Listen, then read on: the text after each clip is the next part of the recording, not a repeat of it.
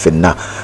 mu mawulire ge tulinawo omubaka omukyala akiikirira Kampala district ku kadi ekibiina kya NUP Honorable Shamim Malendo lunaku lwajjo yasiibye atalaaga ebitundu ebyenjawulo mu kibuga Kampala yalambudde ne ku basibe ab'ekibiina kya National Unity Platform bw'obadde omanyi ne bw'obadde tomanyi yayogeddeko gye bali era najja n'abaako byatutegeezezza kakati mu kiro ekikesezo lunaku olwaleero Honorable Shamim Malende alina programu gy'akoze era mu katambi kenjagala okubeera nga nkuwaggwa mpuliriza ataasobodde kubeera ng'okalaba njagala kuwa programu yonna nga bwe yatambudde yayonnyonnyodde ku ebyo ebigenda maaso embeera abasibe abaana b'ekibiina kya NUP abaasibwa gye bagenda maaso n'okuba nga bayitamu yannyonnyodde ku nsonga ez'akasasiro w'ekiteezi jjukira gye buvuddeko gwa zaatugoberera twakuwadde amawulire nti ekitongole kya KCC ekyafuna ssente eziri mu buwumbi ne bagenda ne bagula ekyuma ekipima kasasiro then ekyuma kino ne bakibba bo bennyini abakungu mu KCCA ne bakitunda mu ggwanga lya Rwanda kakati ate nga bwe tuwogerera mu ggwanga eyo gye bakipangisa ne bakireeta mu ggwanga lya Uganda kibeere nga kigenda maaso n'okukola emirimu Honorable Shamim Malende abyogeddeko mu katambi kogenda okuwulira mu ngeri y'emu era ekitongole kye kimu ekya KCCA gye buvuddeko era twakuwadde amawulire ng'ekitongole kino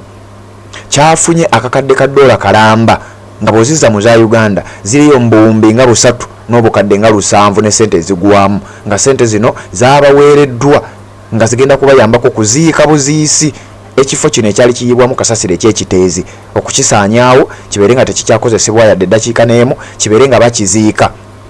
kigambibwa nti abakungu bano baasaba era baweereddwa sente z'omwe w'omusolo akawumbi obuwumbi 3 n'obukadde obugwamu nga zino sente zigenda kubayambako okuziika obuziisa ekinnya ebyo byonna Honorable Shamim Malende abyogeddeko era ebisinga obungi abyogeddeko oluvannyuma lw'okubeera nti yatambuddeko mu bitundu bya Kampala ebyenjawulo nga bwe nkugambye era ezimu ku nteekateeka ze yakoze ze yatambuliddeko kwabaddeko okulambula abamu ku bannankyukakyuka abaasibwa kwabaddeko okulambula bimu ku bitundu ebirimu abantu abangi naddala bakkiririza mu nkyukakyuka oba mu His Excellency Robert Kyagulanyi Ssentamu byonna yabitambuddemu era oluvannyuma lw'ebyo byonna bw'atyo yazze n'aba nga akola puroguramu eno gye njagala okubeera nga nkuwa oyinza okuba nga tewagifunye mu bulambalamba kakati ku mukuto gwa Red Zone TV bwe tutyo bwe tukola tuba tulina okujja tubeere nga tubikuwa ogende maaso n'okuba nga obiwulira Shamim Malende ebintu bingi byayogeddeko era nga bw'ogenda okubiwulira naddala ggwe amaze okubeera nga osubscribinga wotona bakuba nga osubscribinga kikole tubeere nga tutambula ffenna kakati biwulirize nzije ate tubeere nga tweyongerayo era nga n'okusingira ddala mukimanyi buli kimu kyonna kyakulemberwamu obuyambi bwonna omukulembeze waffe Robert Kyagulanyi Ssentamu wamu n'omukulembeze w'ekibiina kyaffe kya NUP okulaga ensonga zonna zitambula bulungi siyinza kuva ku nsonga eno nga sogedde ku maama Baby Itungo Kyagulanyi kubanga abaddewo nnyo nga maama ddala ng'era ekigambo bw'okiwulira abadde maama tukwebaza weebale kulaga kifaananyi kirungi weebale kutubeererawo era tusaba Mukama Katonda akwongerere ddala ebirungi awo nga nvuddewo njagala kujjukiza abantu baffe nti tukyalina abantu baffe bangi abasibe mu makomera era nga olunaku olw'Emmande nga 11 August tugenda kuba ku Bobby Young nga tugenda kulwana okulaba nga tumusabira okweyimirirwa buli muntu yenna ayina okujja okweyimirira Bobby Young tukusaba ojje n'endagamuntu eri mu original era n'ebbaluwa ya LC gy'owangalira ng'eriko stamp era ng'omanyi omukulembeze w'ekitundu ekyo oba komiti eyo mutuyambe era tubeere nga ne national IDs wamu n'ebbaluwa ya LC eva mu kifo Bobby Young gy'awangalira kibeera nga nakyo kireetebwa mu kooti tujje mu bungi tuyimirire ku lwa bannaffe ennaku z'omwezi nga 14 August eddemutwe akireewo Smart Wakabi wamu ne Gaddafi nabo bagenda kuleetebwa bantu baffe balwadde abantu baffe balina obuvune naye tusaba nti ffenna tubeerengera tubayimirirawo tubasabire okweyimirirwa njagala kwebaza bannamateeka ab'enjawulo betukolagana nabo era bembadde nkola nabo n'abadde batambuza emisango gino mu ngeri emu oba endala Kanso George Musisi Samuel Muyizi Kanso Katana Benjamin tiimu nene nnyo Majerani Kazibwe n'abalala bangi Kanso Nalukola Elias bannange mwenna mwebale nnyo mwebalire ddala waliwo Kanso Beekaawo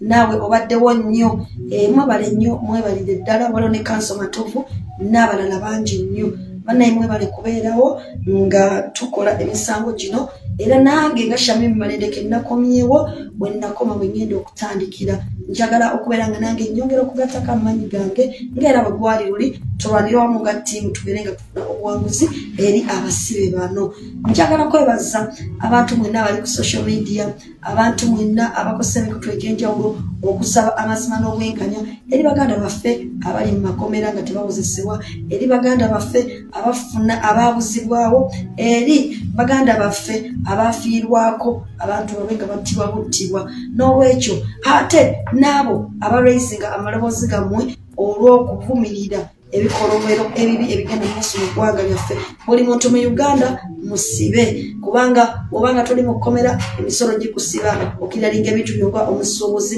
Nalina engagement n'abasuubuzi bange mu bitundu ebyenjawulo, abakyala abasuubuzi ab'amaanyi n'ababulijjo ne bano ba small manufacturers ne bampitiramu ebizibu bingi nnyo bye basanga, era nga ne reports zaabwe ezimu ku fulo ya parliament zaali zaateekebwayo naye nga baabuwe ebintu ebibanga biteeseddwa ate olumu bibeera kati biteekebwa mu nkola ne bibanga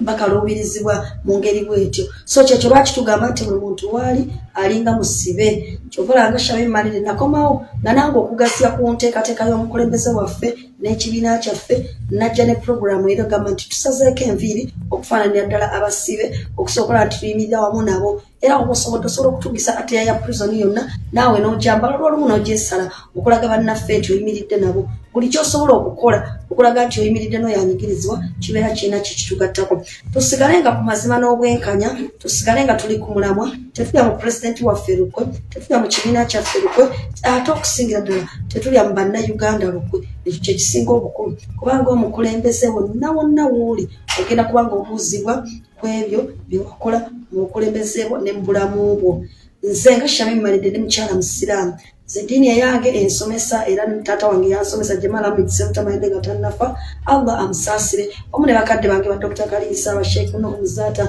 n'abalala bamboga baganda bakama baffe abakyali w'abalamu bataata bonna abo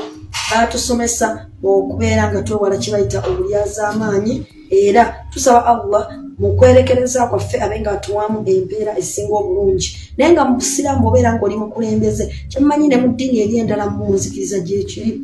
Ffe mu busiraamu tugamba togenda kuva mu bbaliro nga Allah takubuzizza ku bintu nina Katonda, era ng'ekimu ku ebyo singa Allah aba yakuwa obukulembeze agenda kukubuuza obukulembeze obwo wabukozesa otya. Tewulya mu bantu lukwe, wabeerangawo ku lw'abantu, wakolanga ekiri mu busobozi bwo ng'omuntu, ekyo ekibuuzo oli mukulembeze akyetegekera. N'olwekyo ffe abali ku buweereza obusukkako ku muntu nga tuweereza Mukama Katonda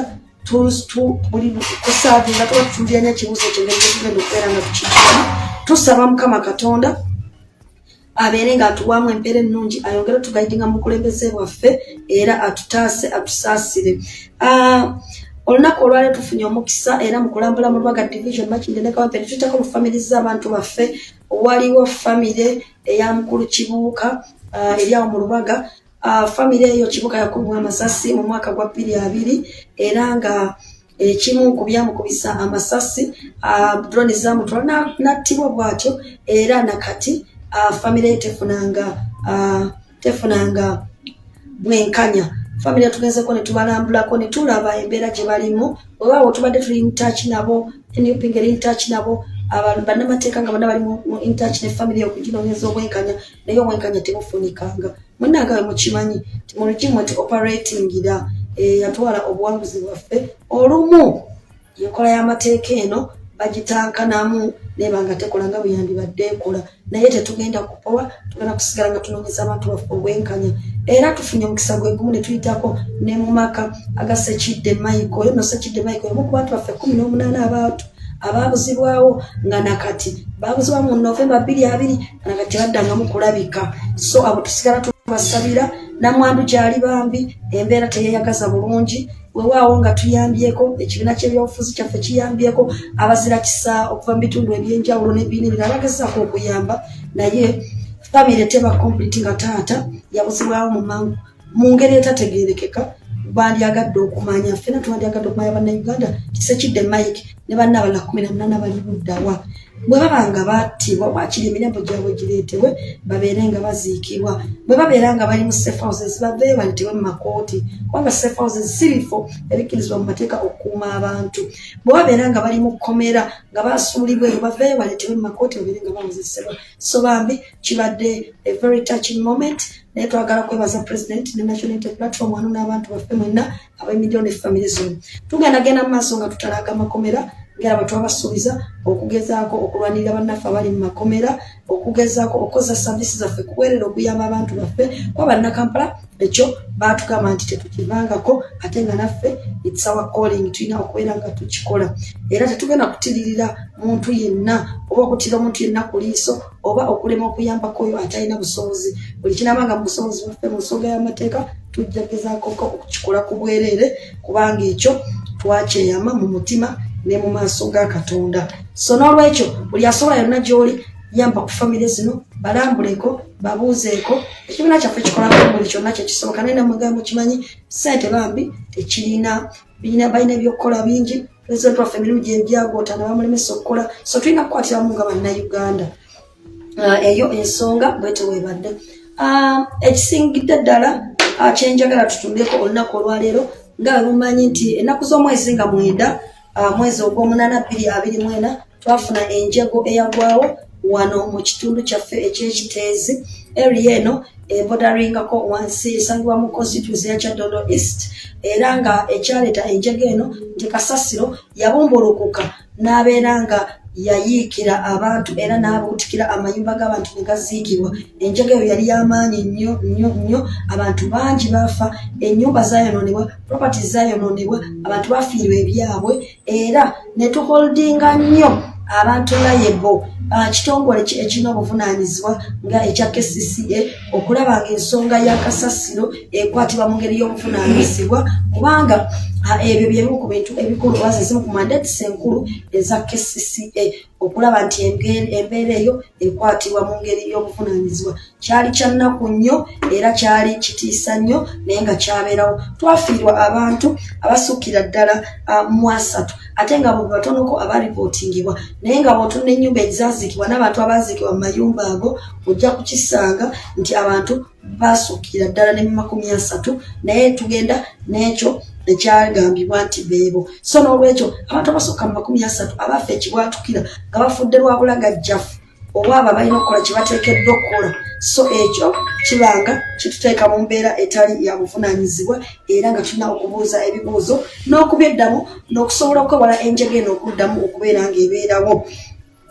era okusingira ddala ojja kutunuulira nga amayumba agasukira ddala mu 142 geego agaabuutikirwa ettaka tukimanyi nti gasobola okuba nga gasukkakaawo kubanga tugenda reports ezo ezaatuweebwa ezo ezaaweebwa officially naye nga tumanyi kisoboka okuba nga byasukkiramu ddala so ennyumba ezisukka mu 142 ziba nga zaayonoonebwa ne zibuutikirwa kasasiro okufa kwali kw'amaanyi obulagajjavu bwali bw'amaanyi emiranga gyali mingi era ne tubeera mu kiyongobero bwekityo ng'omubaka omukyalo wa Kampala ate nga ndoomu ne bakulembeze bannange nange nawubako olubu lw'ekigere ne tugenda ekiteezi wano era ne tulambula abantu baffe ne tubuuza ebibuuzo ebyetaagisa okubuuza ne tutunuulira obulagajjavu obubaddewo era ne tuinterrogatinga KCCA era as a result kyazuulibwa kubanga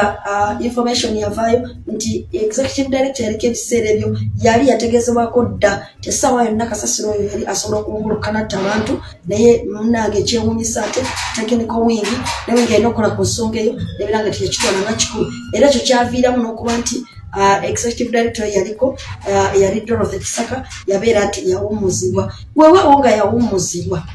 ekikulu kiri nti ekitongole ng'ekya KCCA n'enkola ey'emirimu yagyo mu nsonga y'okumanaginga n'okulwanyisa kasasiro mu kibuga Kampala wamu n'ebweru waakyo ekyo kirina kubanga ensonga eyo ekwatibwa etya ekibuuzo ekyokubiri bavictims bano abaaluuzinga ebintu byabwe abaaluuzinga abantu baabwe abaafiirwa amayumba badisplace ne bagamba nti musooke muveewo tebasooka nabateeka mu tenti ekibuuzo kiri nti bali kuki bayambwa kyenkanawa bafuna amazima n'obwenkanya nafuna omukisa nga omukulembeze nengerako ne interacting ko ne families ezimu n'abantu abamu era ne wenda kumya okuva mu bulwadde mu ngeri yaffe eya Rabadaba style naye nafunye stories ezikabya amaziga tukimanyi bulungi nnyo nti ssente zarelizingibwa okubeera nga ziyamba ezisukka mu biliyoni 2 ziyambeko mu compensating abantu bano ab'ekitezi n'okukola ku nsonga ezo naye ekyennaku ekisinga okuluma nti ate abantu baffe bwe twinteractinze nabo naawe twogeddeko nabo bagamba nti tebalabanga ku ssente yadde tebamanyi gye ziri n'abo bwe bagamba nti families ezimu 18 zaafunako waliwo abagamba nti ssente tebazifuna ate n'abagamba nti bazifuna bagamba abafunako nabo bagamba zibafuna tezaawera ate zijja mu ngeri y'amanku ekyo so n'olwekyo ekibuuzo kiri nti lwaki mu Uganda buli ssente bwe zibeera nga zifulumiziddwa okuba nti ziyamba waliwo abaziwuutanya wakati awo ne babeera nga ssente ezo tezituuka kwabo bwe zirina okuyamba olwedde ssente ezayisibwa omuntu eyalina amaka ge kubanga twategeezebwa Minister of Disaster Preparedness Lydia Namba nti baali basuubizanga mu gavumenti buli muntu afiiriddwa omuntu buli maka ogwa miliyoni 5 ne compensation ku bintu ebyali byononese kubeera nti bagaba miliyoni emu ne just imagine miliyoni emu olwedde ssente entono miliyoni 5 tesobola kuzza bulamu bwa muntu naye ate n'obutini bw'obusente obwo ate nabo abantu ne batabufuna ate ne bawulira nti ssente zifulumi naye ate ne zitatuuka ku bantu bazina kubeera nga zituukako ekibuuzo kiri nti tugenda kuweza omwaka mulamba nga 9 ogw'omunaana 10 ogw'omunaana tugenda kuweza omwaka mulamba nga 9 ogw'omunaana 2025 10 ogw'omunaana 2025 bukya enjego y'ekiteezo egwawo ekibuuzo kiri nti abantu abakusibwa enjego eno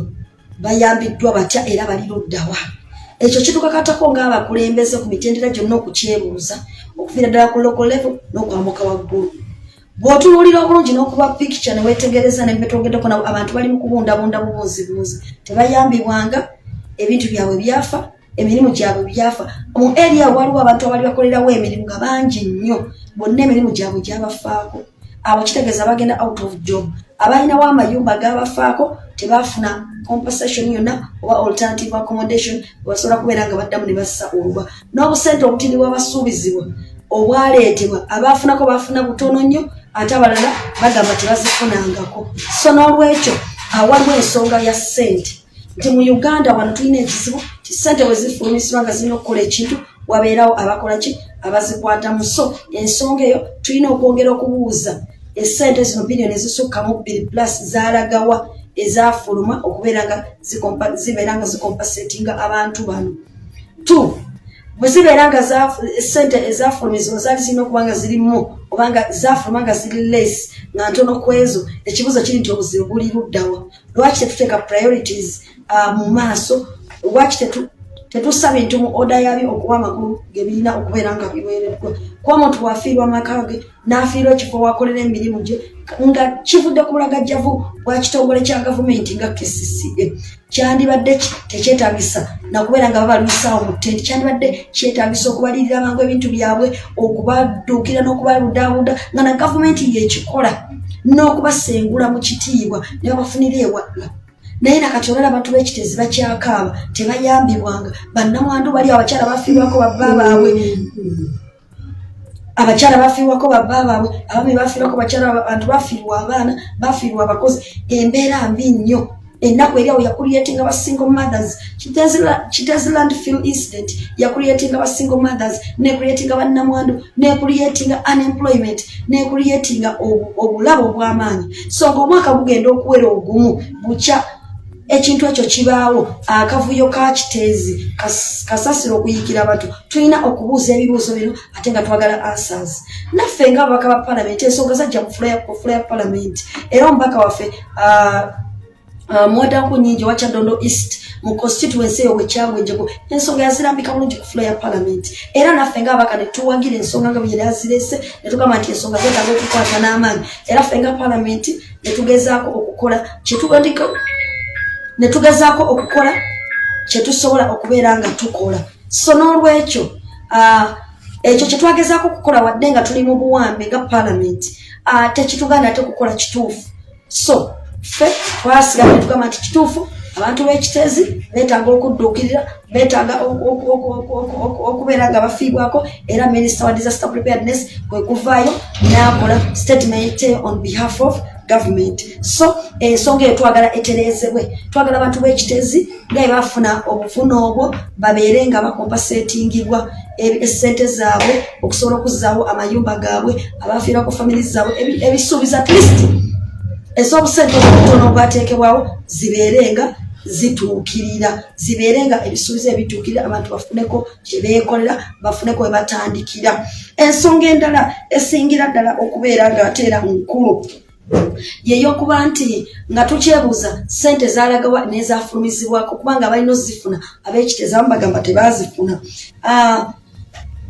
n'abaafuna ze baafuna bagamba babawa ntono nnyo, kumpi tezina kyezisobola kubakolera, naye munnange ate banaakola ki? Uganda bwetyo bweri. So ensonga ezo tulina okubeera nga tuzitunuulira. Naye waliwo n'ekibuuzo nti abantu abaafiirwa obulamu bwabwe,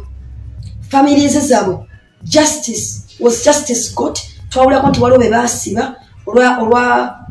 olw'ekyo enjegeya yagwa ekitezi. Ekibuuzo kiri nti emisango gyabwe gyabulira waki ekigenda mu maaso, kubanga families ne zaafiirwako abantu baabwe zaagala okufuna obwenkanya n'amazima. Government yeba in charge of prosecuting cases ezifaanana bwe zityo. Twagala kubuuza government, abantu abaali basibiddwa ku bulagajjavu bw'ekitezi obuvako abantu okufa, kiki ekigenda mu maaso? Aba baasibibwa emisango gyabwe gituuseewa, fayiro zaabwe zituuseewa, accountability ki government gyewa eri abantu b'ekitezi tibano bwe bavaako obulagajjavu obwabaleetera okuluzinga obulamu bwammwe, okuluzinga abantu bammwe, okuluzinga ebyobugagga bwammwe, kubanga kyali kimanyiddwa already nti kasasiro oyo yali agenda kuyimbulukuka essaawa yonna, era ebbaluwa zaaliwo ne zifulumizibwa ku mikutu gyonna, era n'abakulu mu kesisi ne batazeegaana nga bakkiriza nti kyali kituufu, naye waliwo obulagajjavu obwaviirako abakulu abamu okuba nti baagobebwa, ne tufuna kati bano abapya abaliwo abakulembera kesisi. So twandisuubidde nti obuvunaanyizibwa omu ku businga obukulu mu kibuga Kampala, ensonga ya kasasiro nkulu nnyo okugiteeka ku mwanjo. Fenga parliament sente bwe zibanga zibadde allocated weewaawo mu mbeera yonna, mu kunyigirizibwa na mu mbeera yonna ezate zibadde allocated okumanaginga ensonga ya kasasiro, okugula ekifo ekipya kasasiro wagenda okubeera ng'agulibwa ateekebwa, ebifo ebyo bibeere nga bigulibwa mu bulambulukufu ate mu mateeka, nga process yonna eyitiddwamu bulungi nga teriimu kukumpanya kwonna. Era twategeezebwako nti waliwo ettaka eryagulibwa mu kitundu ekimu nga lisazeewo kubeera nga basazeewo nti kasasiro wagenda okutandika okuyiibwa, naye nga n'abali mu kitundu ekyo nabo ate beeraliikirira kyokusinziira ku bulagajjavu balabye ekitezi batya nti wayitawo ebbanga ttono n'ewaabwe enjega eyo yandibayiikira. So obweraliikirivu abantu bwe balina ekyo nakyo tulina okukitunuuliramu, naye ekituufu kiri nti ettaka lyo lyagulibwa ssente mmeka, era eryo essaawa eno tulikolerako ki? Waliwo plant yonna eyaleetebwa erina okubeera ng'ekwasaganya ensonga ya kasasiro, kubanga twali tulina idea nti kasasiro abakuŋŋaanyiziddwa mu kibuga Kampala asobola okubeera ng'akolebwamu ebintu ebirala eby'omugaso. Ensi ezaakula zikola by'amaanyi nnyo mu kasasiro ono, era ne zifunamu ne ssente. Ffe Uganda twabaaki abatasobola kuleeta plant seze esobola okutuyambako okukyusa kasasiro oyo ne tumufulamu ebintu eby'omugaso. Olwaleero nga gugenda okuwera omwaka bukya kasasiro ayiikira abantu b'ekitezi, tulinamu kyakuyiga kinga Uganda nga abali mu bukulembeze obwa regime nti enjega eno tegenda kusobola kuddamu kugwawo.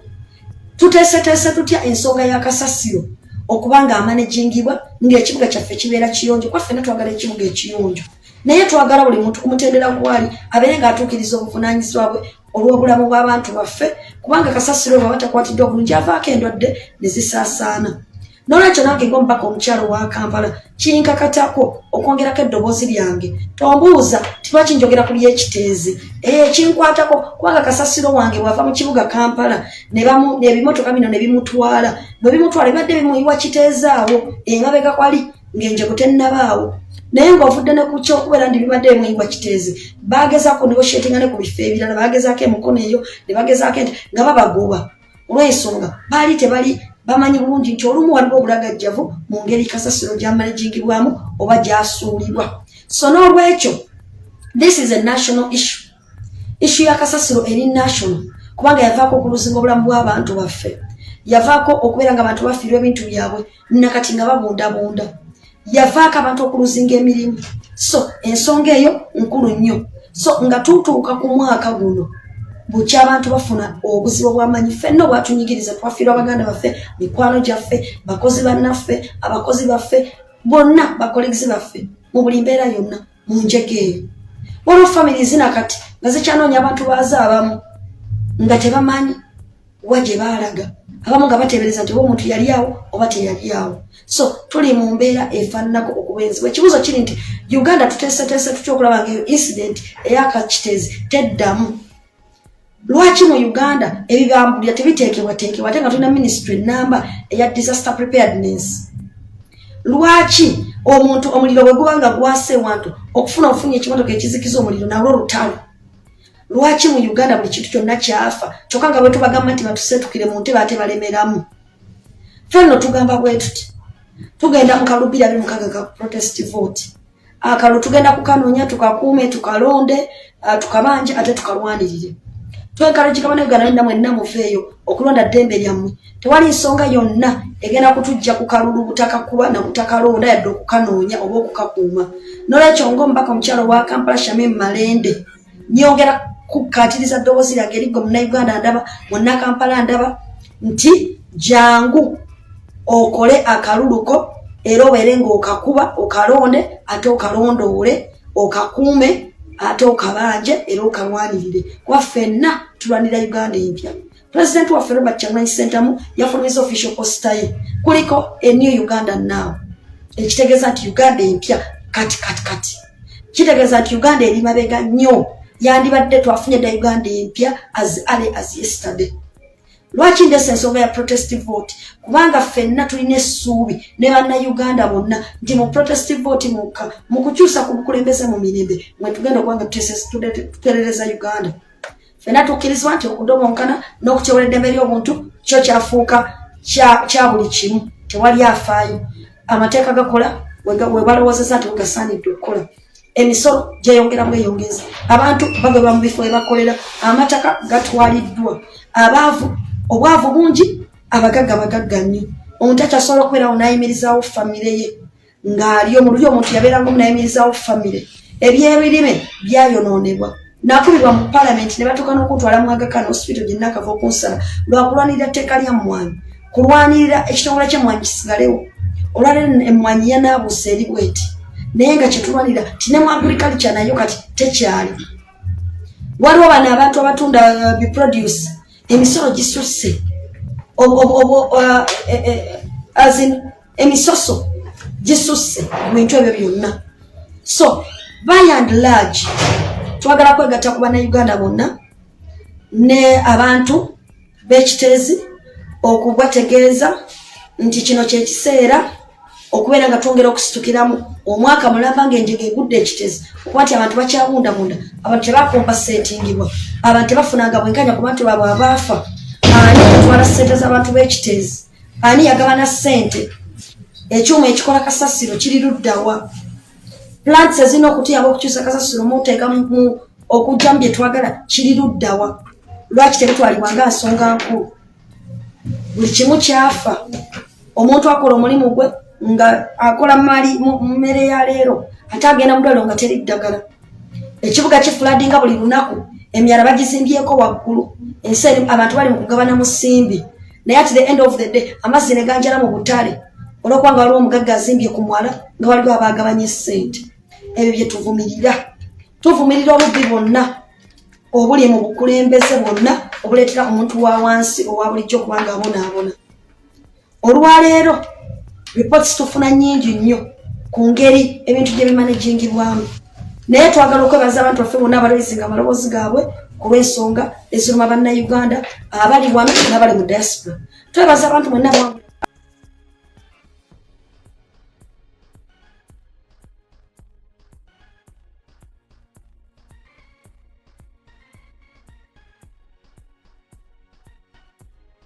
nga z'obufumbo olina omwami naye ng'akutawanya, olina omukyala ng'akutawanya, bajja ne bakwagalako ne bagenda. Gwe alina ebizibu mu byenfuna nga sente zikuyita mu ngalo, w'oteeka sente zifa bufi b'owola tebazza. Gwe aloota ng'ogwa mu nnyanja, gwe alumizibwa omutwe nga guganja okuwona, naawe aloota ng'ebintu bikozesa ensonga z'obufumbo. Nina ekifo ku mugga awali amayinja wennyambulirako ebisiraani, ekikwa, ekifiiriza, omudibo, obutaganja, obutaweebwa. Nzijanjaba abantu ab'enzikiriza zonna.